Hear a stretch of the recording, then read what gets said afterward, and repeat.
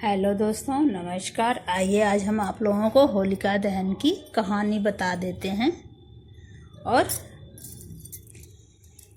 आगे भी कुछ बताएंगे आपको। तो चलिए देखते हैं। तो एक बार बहुत पहले की बात है, लगभग सतयुग की बात है। त्रेता युग और द्वापर युग भी नहीं था, अभी तक खैर कलयुग चल रहा है। तो ये सतयुग की बात है, सबसे पहले युग की। तो एक राक्षस हुआ करते थे जिसका नाम था हिरण्यकश्यपु। तो वो विष्णु भगवान के बहुत ही विष्णु भगवान से बहुत ही घृणित रहा करते थे, बहुत ही घृणित मानसिकता के थे। तो उनकी पत्नी थी जो जिनसे उनकी शादी हुई, वो थोड़ा विष्णु भगवान की पुजारी थी, भक्त थी विष्णु भगवान की। तो धीरे धीरे रहते रहते जब वो गर्भवती हुई तो जो बालक था उनके गर्भ में वो भी उनके संस्कारों से संस्कारित हो गया, वो भी विष्णु भगवान का भक्त बन गया गर्भ से ही। और पैदा होते ही वो विष्णु भगवान का नाम जपने लगे। धीरे धीरे बड़े होते रहे। तो राक्षसों का ये था ना कि बड़े होंगे तो ये छोड़ देंगे, विष्णु भगवान की भक्ति नहीं करेंगे। जब वो पैदा हुए थे उनका नाम पड़ा प्रहलाद। और प्रहलाद को बहुत डराया, धमकाया, मना किया, पर वो बालक ना मानते नहीं, हठी बालक थे, मानते नहीं। और वो विष्णु भगवान की भक्ति किया करते थे। हिरण्यकश्यपु बहुत झुंझुला के कभी उनको पर्वत से फेंकवा दे कि मर जाएगा, कभी नाक से डसवा दे कि मर जाएगा, कभी रस्सी से बंधवा के हाथियों से कुचलवा दे, पर किसी बार भी प्रहलाद को कोई भी क्षति नहीं पहुंची। हर बार भगवान विष्णु जी उनके साया बनकर उनकी रक्षा करते थे। तो एक बार की बात है कि ये हिरण्यकश्यपु भी ब्रह्मा जी का वरदान पाए हुए थे और एक इनकी बहन थी होलिका, वो भी ब्रह्मा जी से वरदान पाई हुई थी। ये दो भाई और एक बहन थे।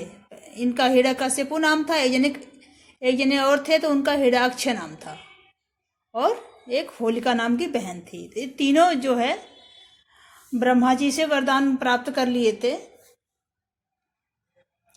तो हिरण्याक्ष को तो भगवान विष्णु ने पहुंचा दिया था अपने धाम। अब उन्हीं के वजह से ये जलन इनको पैदा हुई थी हिरण्यकश्यपु को, इसीलिए वो भक्ति नहीं करने देते थे। तो जब सारे जगह से हार मान गए तो होलिका ने बोला, भैया हमें तो ब्रह्मा जी से वरदान है कि हमें तो अग्नि भी नहीं जलाएगी, तो लाओ हम अग्नि में लेके बैठ जाते हैं और हम तो जलेंगे नहीं, प्रहलाद जल जाएगा। और जलेगी ऐसे कैसे नहीं, जलेगी तो वो जरूर, लेकिन भगवान ने उनको एक चादर दे रखी थी, और चादर इसलिए दे रखी थी ताकि वो भलाई के लिए यूज करें। पर यही ना राक्षसों की बुद्धि, वो सोच रही थी बुराई करने के लिए। तो वो अपनी चादर ओढ़ के और एक चिता जो है बहुत बड़ी चिता बनवा के उसी पे चादर ओढ़ के बैठ गई और गोदी में भक्त प्रहलाद को ले लिया। भगवान की ऐसी महिमा कि चादर उड़ के परमधाम चली गई और ये बिना चादर के अग्नि में जल गई। और भक्त प्रहलाद को तो भगवान वैसे भी बचाने वाले थे, बचा लिया उनको। अब हिरण्यकश्यपु जो हैं और भी ज्यादा घृणित हो गए कि इसको कैसे भगवान बचा लेते हैं, कैसे ये बच जाता है। तो तलवार लेके आए, कहे कहाँ है तेरा भगवान, ला दिखा। कह रहे मेरा भगवान तो हर कड़कड़ में है, बस आपके नजरिया बदल जाए तो भगवान आपको दिखने लगे। तो पूछ रहा है इस जगह पे हैं तेरे भगवान, बोले हाँ। इस दरवाजे में है तेरे भगवान, हाँ। इस खंबे में है तेरे भगवान, हाँ। हर जगह हाँ। तो कहा कि इस खंबे में भी तेरा भगवान है, कह रहे प्रहलाद जी ने हाँ। तो भक्त प्रहलाद को उसी खंबे में बांध दिया और कह रहे हैं कि बोल अपने भगवान से आके तुझे बचाए।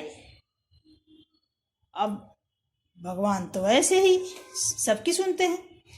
अब वो तो नारायण नारायण की जाप करते हुए पड़े रहे, और जैसे ही तलवार चलाई हिरण्यकश्यपु ने, वैसे ही नरसिंह भगवान खंबा चीर के बाहर निकल आए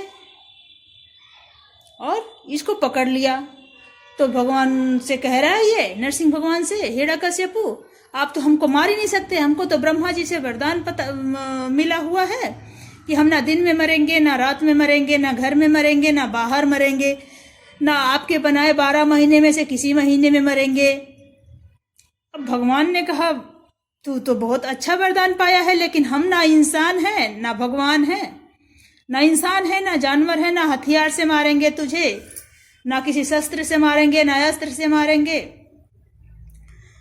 ना घर में मारेंगे, ना बाहर मारेंगे, ना दरवाजे के अंदर मारेंगे, ना दरवाजे के बाहर मारेंगे, ना तुझे जमीन पे मारेंगे, ना आसमान में मारेंगे। तब हिरण्यकश्यपु ने कहा तो आप कैसे हमको मार पाएंगे? वरदान तो हमें ब्रह्मा जी ने दे ही दिया है। तो कहें कि देखो ना हम इंसान हैं ना जानवर हैं, शरीर हमारा मानव का और चेहरा हमारा सिंह का। तुमको ना अस्त्र से मारेंगे ना शस्त्र से मारेंगे, देखो हमारे ये नाखून। तुमको ना दिन में मारेंगे ना रात में मारेंगे, देखो ना दिन है ना रात है, ये तो संध्या का समय है। ना अपने बनाए किसी 12 महीने में से तुमको हम मारेंगे, देखो ये तो 12 महीने में से कोई महीना नहीं है, ये तो अधिक मास है जिसको मलमास बोला जाता है।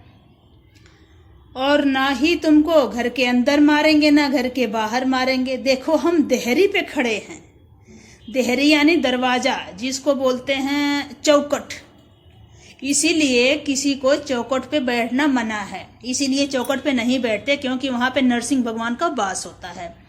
देहरी जिसको बोलते हैं वहाँ पे कभी भी इंसान, किसी इंसान, छोटे बड़े बच्चे बूढ़े किसी को भी नहीं बैठना चाहिए, क्योंकि इसीलिए नहीं बैठना चाहिए कि वहाँ पे नरसिंह भगवान का वास होता है।